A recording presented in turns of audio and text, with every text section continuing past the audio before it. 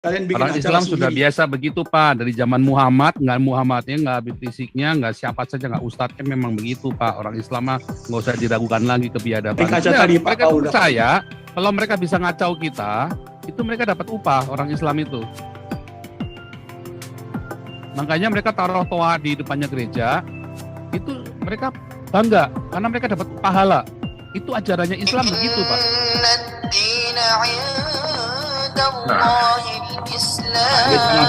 Menurut setan ini. Itu ajarnya ini tuh. salah satunya ini. Baru diomongin. Setan.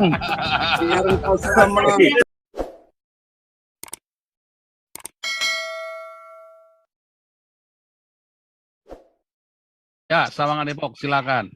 Dengan Pak Mulia, tadi kami sudah turun dengan Pak Sarles. Tapi berhubung karena saya bawa sepeda motor, jadi sebagian diserahkan ke saya. Kami juga laporan ini sudah selesai, saya bagikan Pak Pol. Itu yang bisa saya laporkan. Terima kasih Pak Pol sudah menggagas proyek semacam ini. Nama Tuhan Yesus dipermuliakan di sana. Amin. Haleluya. Itu aja yang bisa kami laporkan Pak Pol. Sekaligus juga kami mohon pamit ya. Ya, Tuhan Yesus memberkati Depok Sawangan. Amin. Amin. Kami pamit. Ya, hati-hati prokes tetap ya. Tuhan Yesus Ya, memberkatimu baik, dan siap. keluargamu. Haleluya. Amin, amin. Ya, kita lanjut lagi. Ini ada Pak Ardo Purba. Silakan Pak Ardo Purba. Iya, Pak Paul. Luar biasa Pak Ardo ini. Nih, saya ingin share pengalamannya Pak Paul ya. Ya. Nah, sebenarnya ada dua, satu share pengalaman, satu memang pertanyaan juga, tapi masih terkait dengan pengalaman juga Pak. Gitu. Ini kalau waktu mula-mula saya, waktu kesaksian saya yang hari itu kan, saya udah cerita ya, mula-mula saya terima Yesus sungguh-sungguh ya, begitu ya, di tahun 2017 ya Pak ya.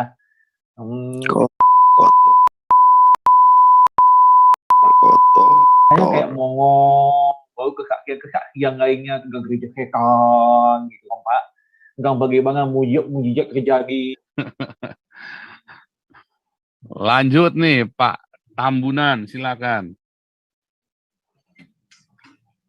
Baik. Halo Pak Paul. Iya Pak Tambunan.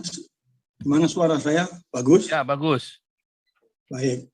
Salam juga buat yang menyaksikan atau ada di live Zoom-nya Pak Paul. Tuhan memberkati. Saya ingin menyampaikan ya satu dua hal. Memang saya setuju gereja setan itu sebenarnya tidak perlu ditakuti. Karena gereja setan itu jemaat setan, bukan jemaat Kristus. Dan itu ada di berbagai negara, termasuk di Indonesia ini.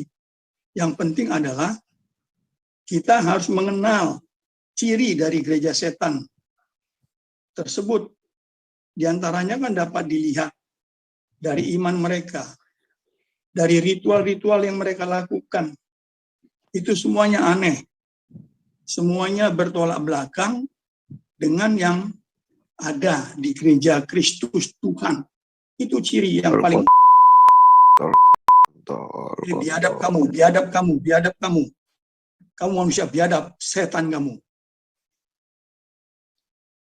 Ini saya ini orang-orang begini ditendang saja. Setan selalu mengutus orang untuk mengganggu. Sudah langsung keluar, Pak. Ya. Jadi, hai kalian manusia setan, jangan mengganggu. Kalian bikin Orang Islam sudah biasa begitu Pak. Dari zaman Muhammad, nggak Muhammadnya, nggak Habib Risiknya, nggak siapa saja, nggak Ustadznya, memang begitu Pak. Orang Islam mah nggak usah diragukan lagi kebiadabannya Pak.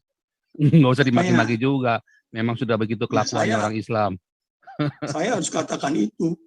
Karena itu memang berasal dari setan. Setiap perbuatan biadab itu berasal dari setan. Nah, jadi saya lanjutkan bahwa jemaat setan itu cirinya yang mudah dikenal. Yang paling penting adalah orang-orang Kristen atau orang percaya jangan tertarik sama sekali. Pegang teguh apa yang sesuai dengan Alkitab. Yang istilahnya Pak Paul, jangan melampaui yang tertulis. Nah, jadi bisa diuji. Kalau kita rajin membaca Alkitab, kita langsung bisa mengenal kok itu. Kita bisa mengetahui. Karena apa? Alkitab sudah mencatat semuanya itu. Jadi nggak perlu ditakuti. Nah, yang kedua ini, saya juga setuju. Itu memang yang bukan ditakuti sebenarnya. Yang sebenarnya harusnya diwaspadai.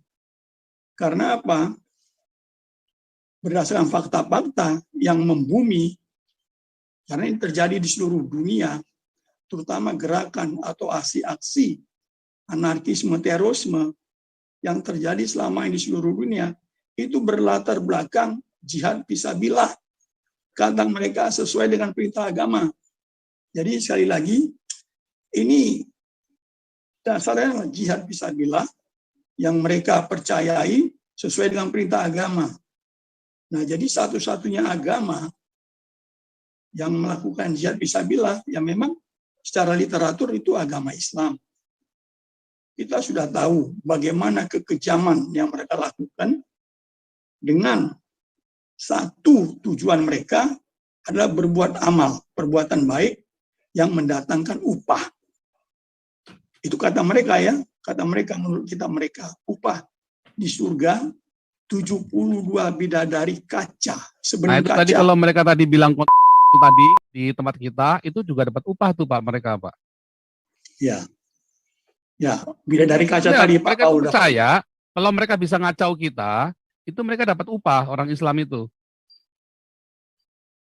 Makanya mereka taruh toa di depannya gereja, itu mereka bangga karena mereka dapat pahala. Itu ajarannya Islam begitu Pak. Ya.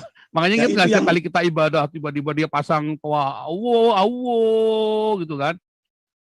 Gitu kan, Allah bubar gitu kan. Nah, itu mereka yakin dapat pahala itu, Pak. Nah, itu memang ajarannya, Pak. Makanya saya bilang gereja setan sama Islam itu lebih berbahaya Islam. Ya kan? Gereja setan pernah nggak taruh begituan di depan gereja Kristen? Nggak pernah. Biar di Amerika juga nggak ada. Di Indonesia mana berani? Nggak ada gereja setan berani begitu. Islam berani, Pak. Ya. Ya kan? Dan gereja setan tidak pernah memerintahkan membunuh orang yang tidak sepaham dengan mereka. Belum pernah saya dengar.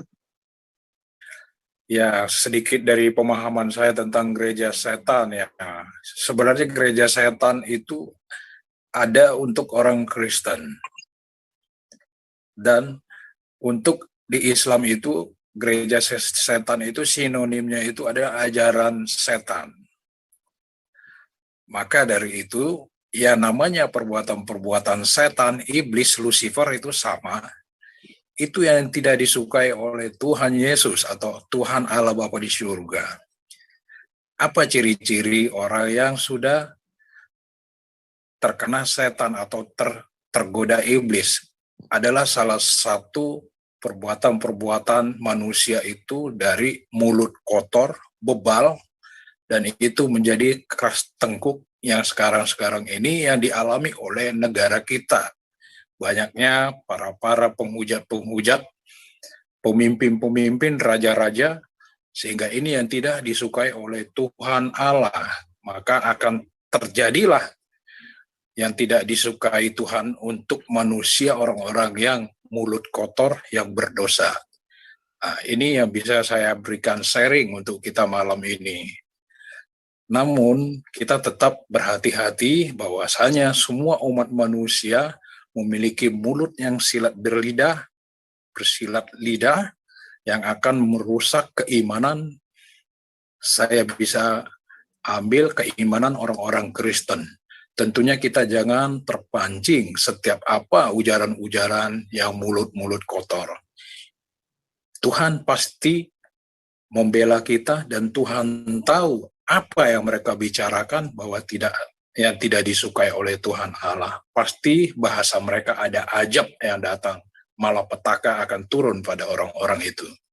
Dan saya percaya bahwa Tuhan Yesus selalu melingkupi anak-anaknya, selalu berserah kepadanya, dan sujud memohon pertolongannya di dalam setiap kehidupannya.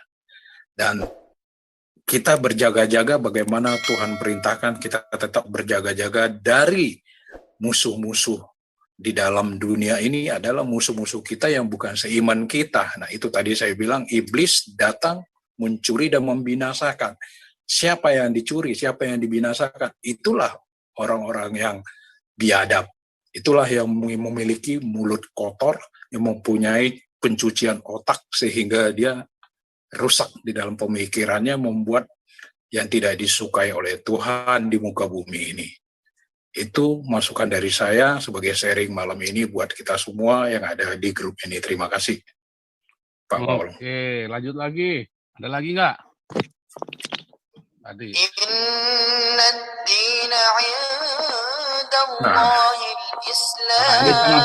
Menurut setan ini.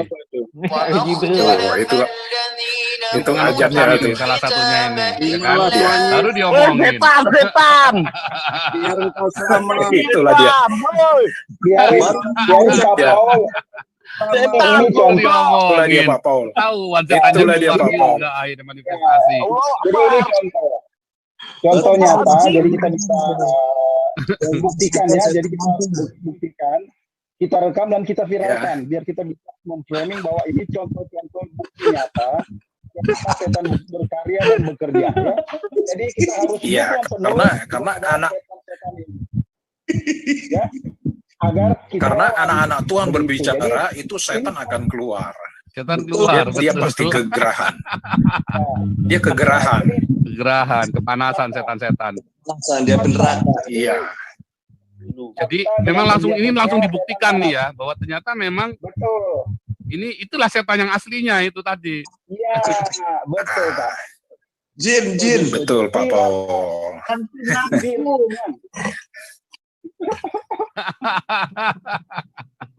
Bisa pas langsung keluar dia kan.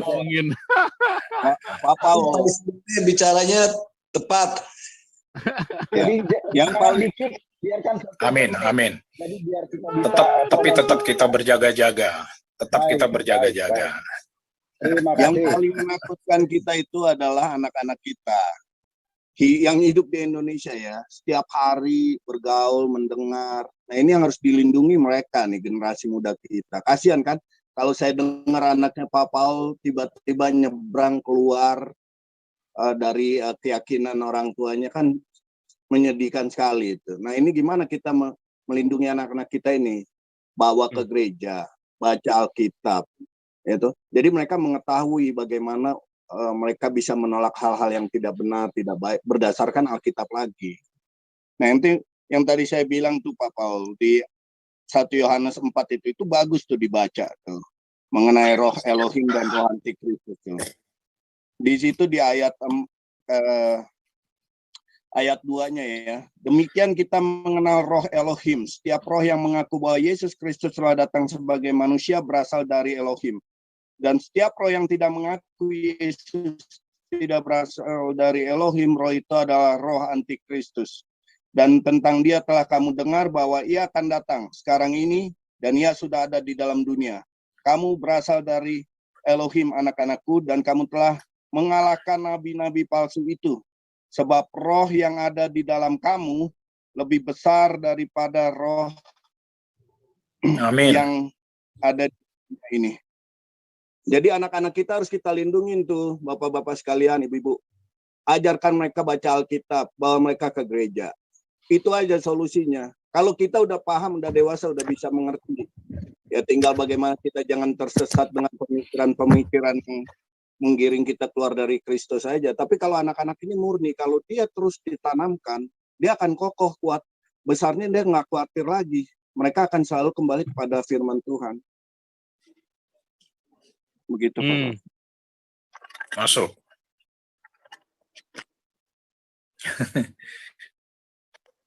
Iya, lanjut Pak Paul. Pak Paul. Iya, lanjut dulu, lanjut. Ya, Pak Paul. Jadi kalau saya sih gini, kita harus berpikir positif. Jadi misalnya masuk intervensi seperti tadi, kita biarkan dulu. Karena gini, secara teknis, kalau ini kita viralkan, kita nggak kena undang-undang ITE, Pak. Karena kita sedang menyampaikan kebenaran yang ada, bahwa kita sedang berbicara hubungan dengan pelayanan diakonia, kemudian masuk suara-suara yang seperti ini. Artinya apa ya? fakta bukti bahwa nah ini yang namanya ideologi yang harus kita antisipasi dan kita lawan. Tidak bisa kita biarkan, tetapi biarkan 1 menit mungkin untuk menjadi bahan yang kita bisa viralkan. Terima kasih. Sakit kuping Pak dengerinnya, nggak enak. Itu setan itu. Gerah dia, gerah. Saya untuk itu ini. sudah bertahun-tahun Untuk nggak nimbrung. mendengar lolongan-lolongan begitu lagi nih tadi gara-gara ini di Facebook dengar lolongan-lolongan lagi. Bis Pak Paul sih ini Bahasnya gereja corong-corongnya setan, masjid jadinya setannya keluar ditain beneran tadi. dah. Tapi malam dia tadi itu bisa menerima Kristus besok atau lusa tuh karena melakukan hal itu. Ya, kita nggak ada yang doakan terus. Iya, seperti maaf nih saya sebut nama nih, Pak Syaifuddin Ibrahim. Bukan main dia seorang tokoh yang besar itu kan. Tapi Tuhan jamah, Tuhan alihkan dia sekarang menjadi berkat bagi banyak orang. Mengabarkan keselamatan. Nah, ya inilah kebenaran nggak bisa ditutupin. Nggak bisa ditutupin. Ini udah waktunya nih Tuhan beracara untuk anak-anaknya, termasuk lewat sini mungkin kita bisa ya menggapai jiwa-jiwa yang kayak tadi yang masuk main pakai bahasa yang kita nggak ngerti itu. Gitu. Itu bahasa setan. Saya kira Beta Maluku ngerti suaranya. Enggak Pak, saya nggak pernah belajar walaupun tiap hari 5 kali sehari saya dengar itu, saya nggak pernah ngerti itu saya. Ada 5 kali sehari dengar dulu ya. Ya, saya nggak pernah ngerti itu Pak. Tapi kalau khotbah-khotbah mereka di hari Jumat itu bersalawat kemudian saya dengar itu menjelekkan Kristen, malah saya nggak tersinggung di situ. Saya keluar main waktu kecil dengan anak-anak mereka biasa aja tuh. Saya nggak ada rasa benci, nggak ada rasa dongkol, karena saya tahu kebenaran. Ya kan, saya tahu kebenaran, jadi untuk apa saya ribut? Malah biasa aja, malah kayak sahabat. Sampai sekarang pun sama teman-teman saya yang kecil itu. Kami tetap komunikasi lewat Facebook, nggak ada masalah. Ya kan? Tinggal waktu Tuhan aja untuk mereka kan. Dan ini kan kalau kita dengar secara masif kekristenan dikabarkan banyak orang yang menerima Kristus, ya inilah buahnya saat ini memang harus bergerak semua. Kebenaran is kebenaran, Pak. Lanjut, Bapak.